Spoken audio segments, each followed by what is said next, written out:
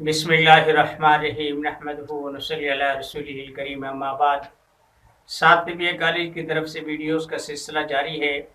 آج کا ہمارا موضوع ہے جانور کے پتوں کا استعمال، یعنی جب ہم جانور ذبح کرتے ہیں، قربانی پر بے شمار جانور ذبح ہوئے اور لوگوں نے جو کلیجی کے ساتھ وہ ہوتا ہے نا جسے زہر کہتے ہیں، ایک چھوٹی سی تھیلی ہوتی ہے پتا۔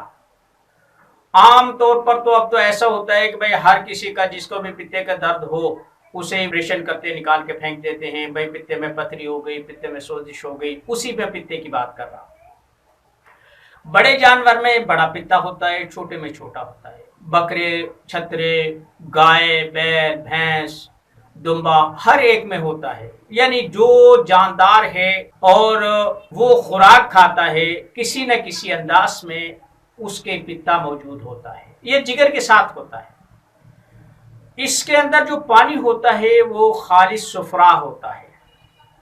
اس کا مقصد یہ ہوتا ہے کہ جب آدمی خوراک کھاتا ہے تو اس کے چند قطرات ہماری خوراک پر گرتے ہیں، جس سے خوراک جو ہضم ہو جاتی ہے اور جسم سے فالتو ہوتی ہے جسے ہم فضلات کہتے ہیں، ان کو باہر نکالنے اور غذا کو جسم میں جذب ہونے اور آنتوں میں اس فضلے کو خارج کرنے میں اس کا بہت بڑا عمل دخل ہوتا ہے۔ آج اسی پتے کی میں بات کر رہا ہوں۔ میں سال ہر سال سے اسے استعمال کر رہا ہوں۔ اب کے بھی جب میں نے قربانی کا حصہ لیا تھا تو کسی نے کچھ لیا، کسی نے کچھ لیا۔ جب پتے کو پھینکنے لگے تو میں نے ان سے جو ہے نا کہا کہ بھئی یہ میں لیتا ہوں۔ اس نے کہا ہم نے تو پھینکنا ہی، تو لے لے۔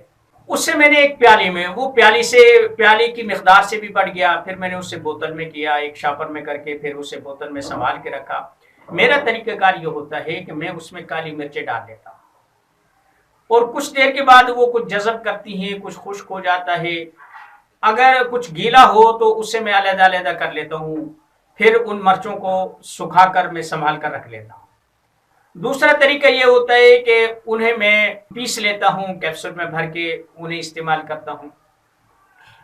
اور جو وہ پتے میں حل شدہ مرچیں ہوتی ہیں اور یا اس کے ساتھ وہ ملغوبہ جو ہوتا ہے، اسے میں بدہضمی، قبض اور افار والوں کے لیے کھانے کے بعد 2-4 مرچیں دے دیتا ہوں۔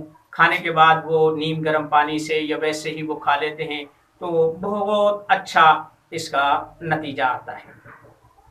دوسرا یہ ہوتا ہے کہ پتے کی پتھری والے کے لیے میں یہ دیتا ہوں، اس میں بھی کمال قسم کا یہ کام کرتا ہے۔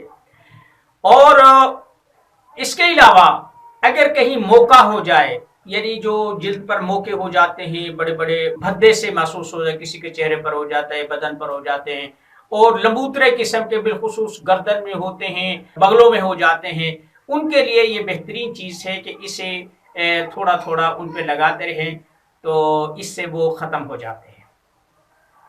دوسری بات یہ کہ اس کا خالص استعمال میں ایسے کرتا ہوں کہ بہت سارے لوگ جو شوگر کی وجہ سے پاؤں کے انگوٹھے یا کسی بھی زخم میں وہ بیچارے پریشان ہوتے ہیں، وہ ٹھیک نہیں ہوتا، تو میں انہیں نیم کے پانی سے زخم دھلواتا ہوں اور اس کے بعد پائیوڈین کی جگہ یا کسی بھی مرہم پٹی کی جگہ پر میں اس فرا کو، یہ پتے کے پانی کو اس پر لگوا دیتا ہوں۔